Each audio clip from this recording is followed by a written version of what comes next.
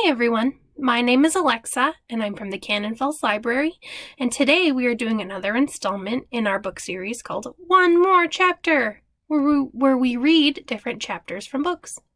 And today we are going to be reading Chapter 3 from Winnie-the-Pooh.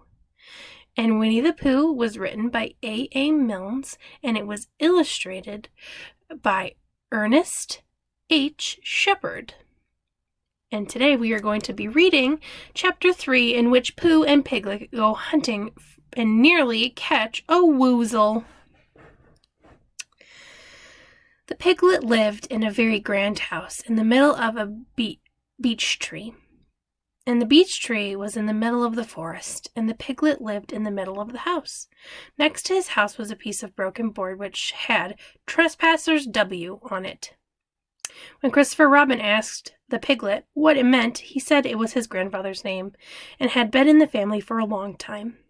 Christopher Robin said, "You couldn't be called Trespassers W." And Piglet said, "Yes, you could, because his grandfather was, and it was short for Trespassers Will, which was short for Trespassers William. And his grandfather had had two names in case he lost one, Trespassers after an uncle and William after Trespassers."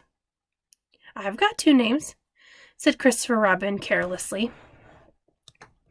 "Well, there you are. That proves it," said Piglet. One fine winter's day, when Piglet was brushing away the snow in front of his house, he happened to look up, and there was Winnie-the-Pooh. Pooh was walking around and round in a circle, thinking of something else. And when Piglet called to him, he just went on walking. "Hello," said Piglet. "What are you doing?" "Hunting," said Pooh. "Hunting what?" "Tracking something," said Winnie-the-Pooh very mysteriously. "Tracking what?" said Piglet, coming closer. "That's just what I ask myself. I ask myself, what?" "What do you think you'll answer?" "I shall have to wait until I catch up with it," said Winnie-the-Pooh. "Now look there." He pointed to the ground in front of him. "What do you see there?" "Tracks," said Piglet.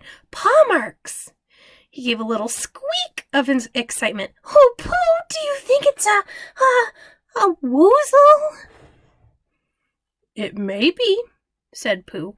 "Sometimes it is, and sometimes it isn't. You never can tell with paw marks."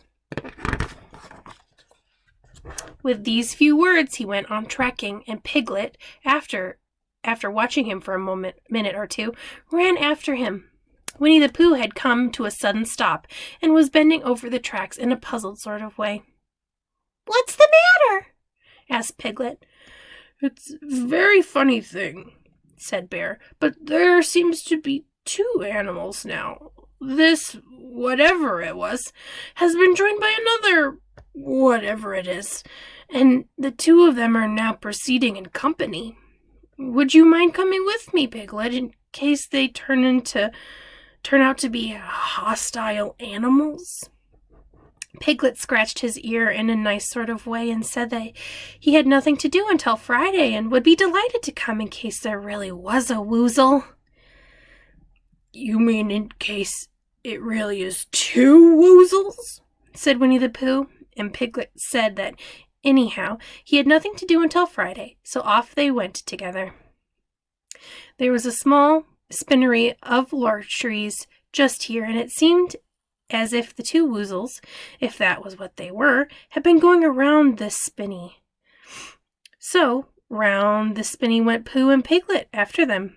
Piglet passed the time by telling Pooh what his grandfather, Trespassers W, had done to remove stiffness after tracking, and how his grandfather, Trespasser W, had suffered in his later years from shortness of breath and other matters of interest, and Pooh wondered what a grandfather was like, and if perhaps this was two grandfathers they were after now, and if so, whether he would be allowed to take one home and keep it, and what Christopher Robin would say, and still the tracks went on in front of them. Suddenly, Winnie-the-Pooh stopped and pointed excitedly in front of him. "Look!" "What?" said Piglet with a jump, and then to show that he hadn't been frightened, he jumped up and down once or twice in an exercising sort of way. "The tracks," said Pooh. "A third animal has joined the other two." cried Piglet. "Do you think it's another woozle?" "No," said Pooh, "because it makes different marks. It's either two woozles in one, as it might be Wizzle, or two, and it might be Wizzles in one, and if it is a woozle, let us continue to follow them." So they went on, feeling just a little anxious now, in case the three animals in front of them were hostile intent. And Piglet wished very much that his grandfather T.W. were there instead of elsewhere, and Pooh thought it would be nice how nice it would be if they met Christopher Robin suddenly, but quite accidentally, and only because he liked Christopher Robin so much. And then all of a sudden Winnie-the-Pooh stopped again and licked the tip of his nose in a cooling manner, for he was feeling more hot and anxious than ever in his life before. There were 4 animals in front of them. Oh no. "Do you see, Piglet? Look at their tracks. 3, as it were, woozles, and 1, as it was, Wizzle, and another woozle has joined them." And so it seemed to be. There were tracks crossing over each other here, getting muddled up with each other there, quite plainly every now and then. The tracks were 4 sets of paws. "I think," said Piglet, when he had licked the tip of his nose too and found that it had brought very little comfort, "I think that I have just remembered something. I have just remembered something that I forgot to do yesterday, and I shan't be able to do it tomorrow. I suppose I really ought to be going back and doing it now." "We'll do it this afternoon. I'll come with you," said Pooh. "It isn't the sort of thing you can do this afternoon," said Piglet quickly. "It's a very particular morning thing, and it has to be done in the morning, and if possible between the hours of... what did you say the time was?" "About 12, said Winnie-the-Pooh, looking at the sun.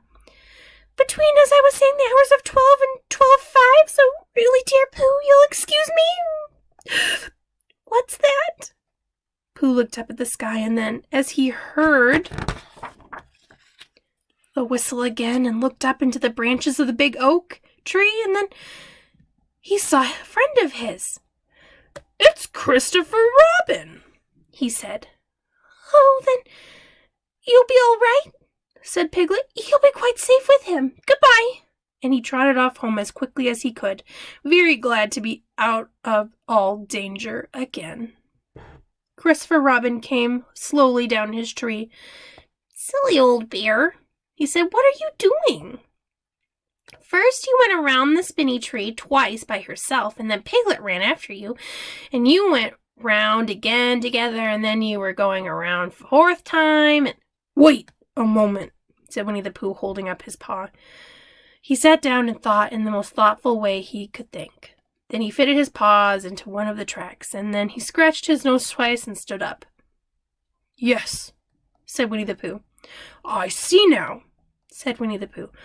"I have been foolish and deluded," he said, "and I am a bear of no brain at all." "You're the best bear in all the world," said Christopher Robin soothingly. "Am I?" said Pooh hopefully, and then he brightened up suddenly. "Anyhow," he said, "it's nearly luncheon time, so—" He went home for it. Thank you for joining me for Chapter 3 of Winnie-the-Pooh. I hope you all had a wonderful time reading with me and Pooh and his silly tracks with Piglet. I can't wait to see you next time, and I hope to see you at the library. Bye-bye!